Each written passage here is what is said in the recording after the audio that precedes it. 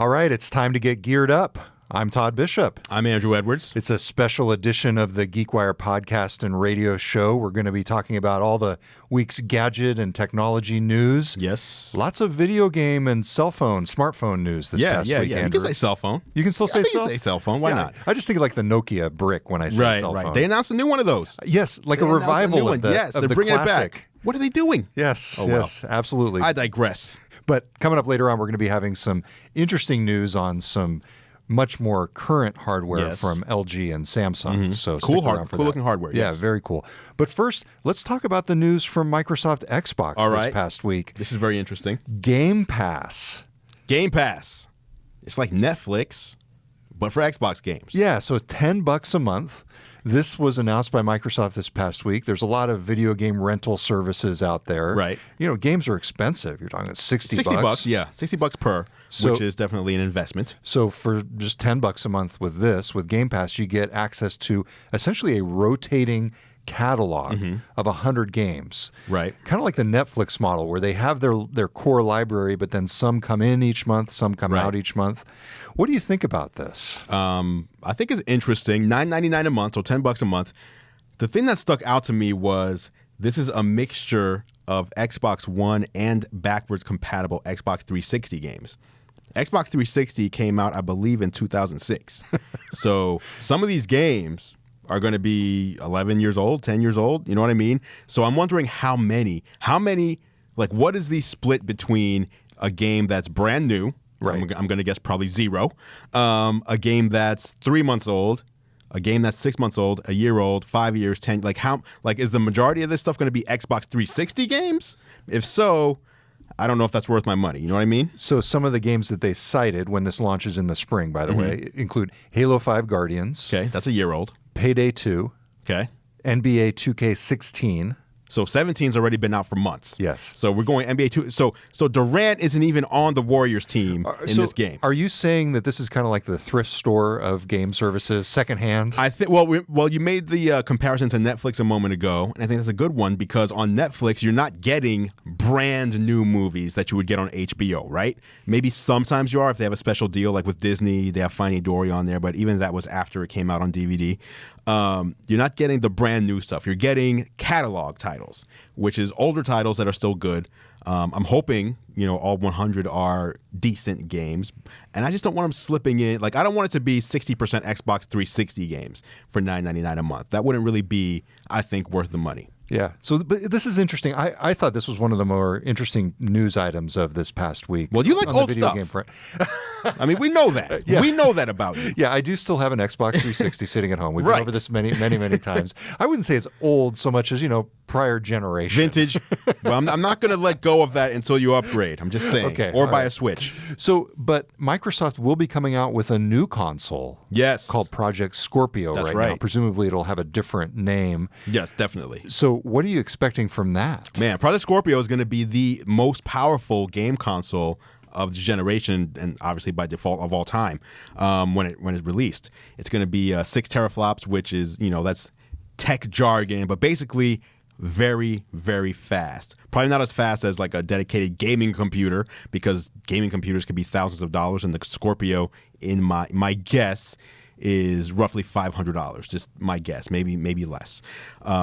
But that comes out at the end of this year, and you're going to have 4K gaming, 1080p 60 is going to be super easy, HDR, 4K disc. I mean, it's your 4K gaming machine, which we don't have right now. I don't know if you noticed, but Microsoft just this past week also announced they're going to be bringing mixed reality to Project Scorpio and the Xbox One family. They say they're very vague. Right. In 2018, they're saying. So in other words, you're going to be able to take a headset and run a mixed reality game with essentially virtual objects being placed on top of the real world through the Project Scorpio console, which is the HoloLens concept, right? It is. But the thing that Microsoft is doing with that concept is they're powering the HoloLens, their first-party device, with Windows Holographic, but then they're also making that OS available to third-party device makers. So a lot of the traditional hardware makers, are making essentially headsets. These headsets, right. Yeah. Now, how does that differ from the Xbox? The Xbox is obviously going to be powering this, I assume. Yeah, I'm assuming that those headsets are going to be working with that. So Okay. in other words, it's basically the Xbox will become the computer. And you can imagine if you have something as powerful as the Project Scorpio. Right. So here we have it. That'd be cool. We've actually got the Nintendo Switch right There it here. is. We did a hands-on just previously. Yes. And so you're starting to see this next generation of game consoles kind of creeping up on us in some ways. Right. And it's interesting because now we're seeing a diversion too. So the Switch isn't about VR, AR, or any of that stuff. It's about, you play it on the TV and you take it out and you take it with you on the go. You can play this on an airplane, play it in a taxi, play it at home on your TV. The Scorpio, you're not going to do that. You're not going to take the Scorpio on a plane. But the Scorpio is going to do things that the Switch could never, ever be powerful enough to do. So it's interesting to see how each company, because for a while they were all very similar, especially PlayStation and Xbox, like very similar. And now we're seeing a diversion happening, which I think is interesting. I want to see where all these companies go. But then, of course, you've got the PlayStation with the PSVR, Yep. which is already out. I like that. I got a chance to spend a lot of really? time with Okay, it so at what do you think of PAX. Whereas the Oculus Rift and the HTC Vive feel like you're being transported into a virtual world, Yes. an actual world, high-intensity graphics, very strong. Right. The PS VR is more like being inserted into a video game. Okay. So it's basically like you're surrounded by the video game. Did you like that more? I thought it was fun. Okay. I got to play Batman. I got to at least go through the initial Right. part of Batman. I enjoyed it. Did you get nauseous? I don't. That's good. I don't understand people who get nauseous doing VR. A lot of people do. Yeah, well, I think honestly that is a holdover from when the frame rates were so That's low true. that That's it was, true, yeah. that it wasn't. But things are so fast now. Right. I think that's a bit of a canard. It's Yeah, not. yeah, It's yeah. not really something that Not is applicable true. anymore. Exactly. So I think that a lot of this stuff is really interesting. I think it's going to be interesting to see if game consoles are going to be the hub for VR, or Right. if you're going to see people having high-powered computers. Of course, the tethering Smartphones. issue. Yep. Yeah, Smartphones. I mean, the big thing this year everybody's banking on is that Apple is going to go AR, VR with the iPhone 8, that's going to be, obviously not as powerful as a console at home, but on the go, that's like your VR Switch in a way on the go, right? Like, exciting times right now. Yeah, the thing with the phone-based VR systems right now, at least, though, it's primarily 360 video. Yes. Which you can argue whether that's actual virtual reality. To me, virtual reality, or at least the promise of it, is full interactivity, Yeah. whereas as opposed to just sitting back and watching a video. Right. So, all right. So that is a brief glimpse, a look ahead at the next generation of consoles, plus this news this past week about the Xbox Game Pass. Yeah, Which, it's smart, by the way. I think it's smart. Like, there's a lot of people who just want to buy a console and they don't care about the latest and greatest stuff. $10, $120 a year, the cost of 2 new games, right? $120 a year, and you have access to 100 titles at any time. That's good. a game subscription to me seems to make a lot more sense because, like, I would not go out and buy many DVDs now. Right. Oh, so, definitely. So think about it. Just apply that to the game world. Why Right. would I go out and buy a game when I could just subscribe to this? Mm-hmm. And I think there is a certain, frankly, this appeals to me more than it would somebody who has to have every new AAA title. Right. I got you. Okay. All right. So that is the Xbox Game Pass coming out this spring. Welcome back. You're listening to Geared Up on GeekWire, and I'm Todd Bishop. I'm Andrew Edwards. So we're running down some of the gadget news of this past week. Yeah. We're looking at an image. Look at this. That was leaked of the purportedly, at least, the Samsung Galaxy S8. I mean, that's it. That's it right there. Purportedly, yes, but I mean, that's what it's going to be. So That's the Twitter user whose name is escaping me at this moment, but he's well known. Evan Blass? Yes, it was Evan. Evie Leaks, he's never wrong. So Who are his sources? I don't know.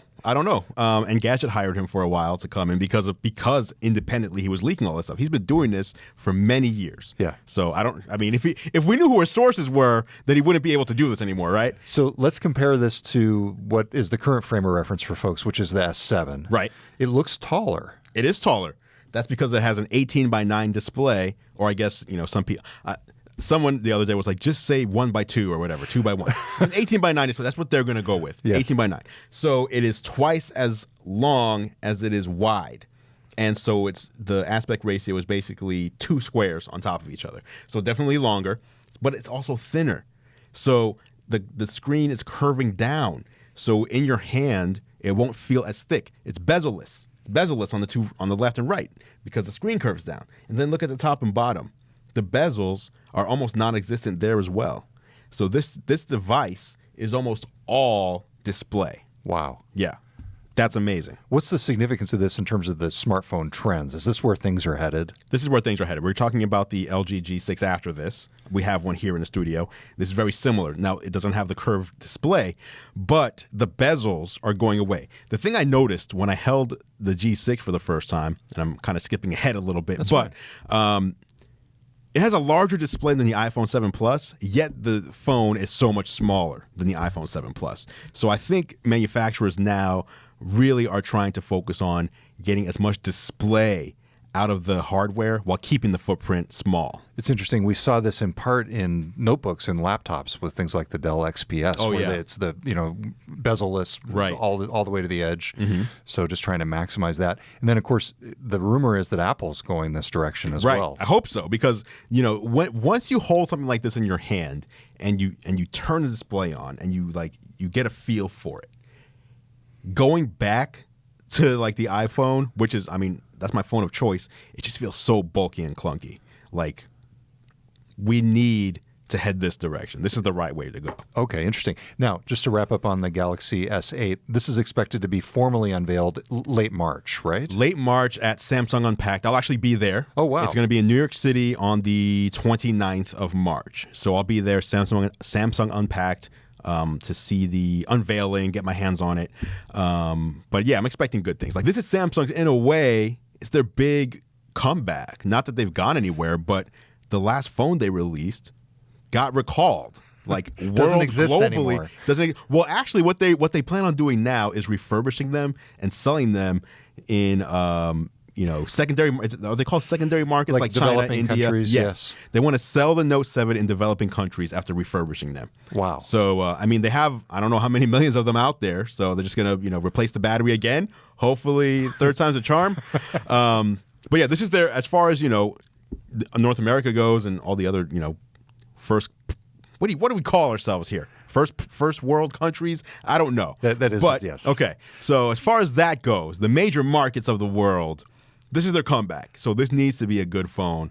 And, I'm not going to count them out. I think they recognize that, and they are going to do whatever they can to make this, the big phone of the year. Okay. Well, let's talk about the phone that's sitting right here in front of you. This is the LG. That is the LG G6, brand new. Now, this isn't even out yet. This was just announced. This is actually a pre-production model. So this is very reminiscent, though, of what it's going to look like when it releases. And there's a few very nice things about this. Now, let me turn the display on for you because I want to get your opinion real quick. Because, again, I mentioned this is a bezel-less display. This one has more bezel than the S8 that we just looked at, but I'll hold that up there. And you can see, it's almost all screen. Oh, wow. Super thin. So you on put the that in side, your hand and just use it, look at it, and scroll around. That's pretty impressive. The colors, the size of the display, it's nice. Very vibrant. Yeah. It's and something. The more I use Android, the more I like it. Which version of Android is this? This is going to ship with Nougat. So the latest version, Nougat. And actually this is going to be the first phone.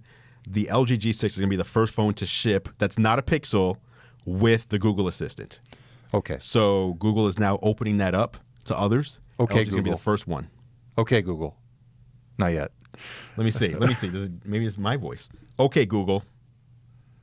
What's the weather? Oh, what's the weather today?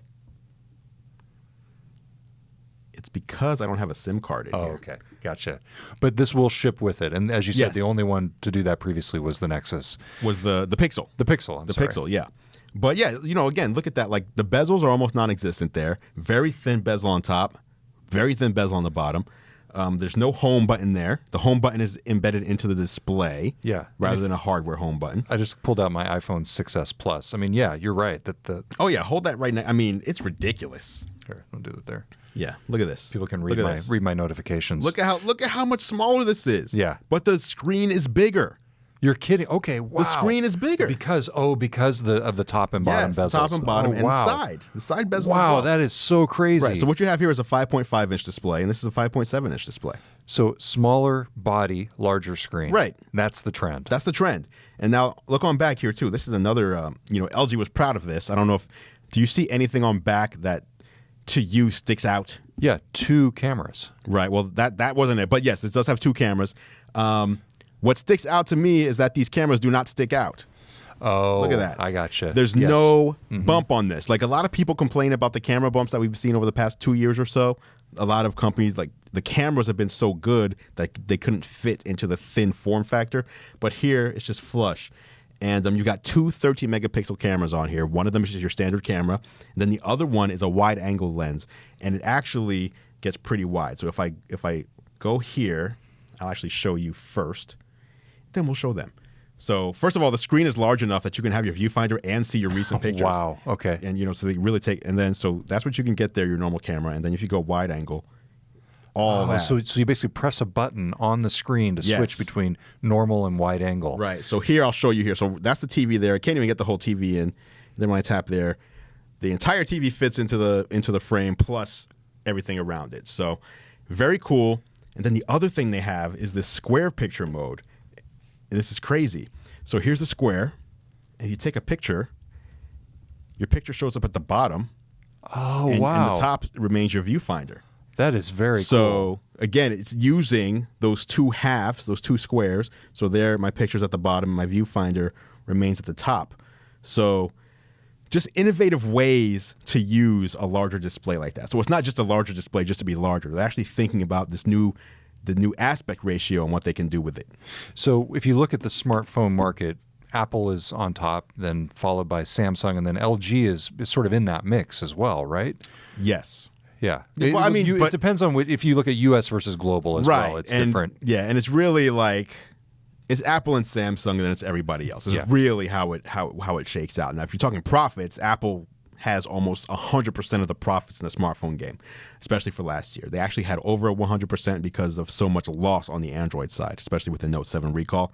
But as far as the hardware goes, it's neck and neck with Apple and Samsung. And then if you go OS, Android trounces iOS just because there's so many devices running Android. Yeah, absolutely. So this LG phone, do you like it? Would you recommend it? I like it. I like it a lot more than the G5. I liked the G5 last year. That was their modular phone. I don't know if you remember this or not. Yeah. So they had this thing called the LG Friends. And so what it had was you would take the phone, and at the bottom you would pull out the bottom, and the battery was connected there. Right. And then you'd have a slot here, and you can plug in like a fancier camera grip, or I don't even remember, a better speaker.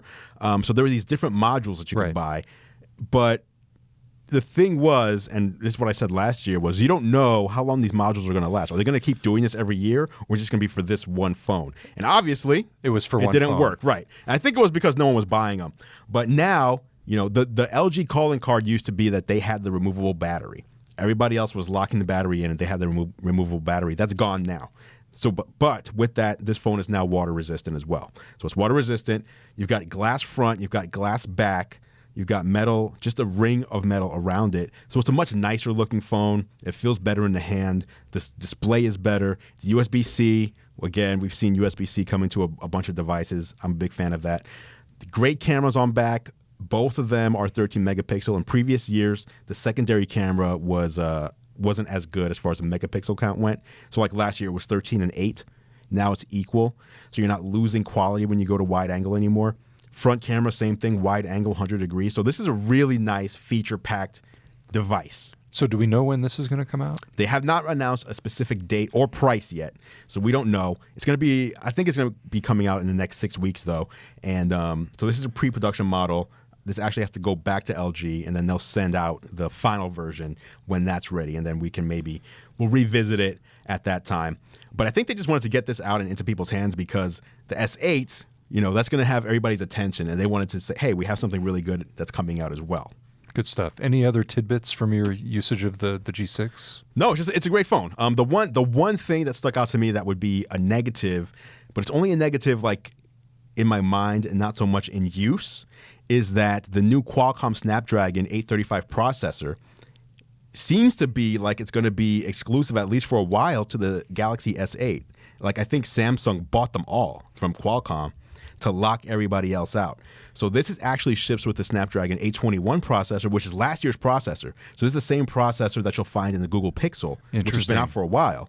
Again, I haven't noticed anything negative, I'm not like, oh, this phone is so slow, but it's interesting to see that the newest processor, the fastest processor with Quick Charge 4.0 and all that, where you can plug it in and charge your phone in like 5 minutes, you'll have like, almost a full charge from dead.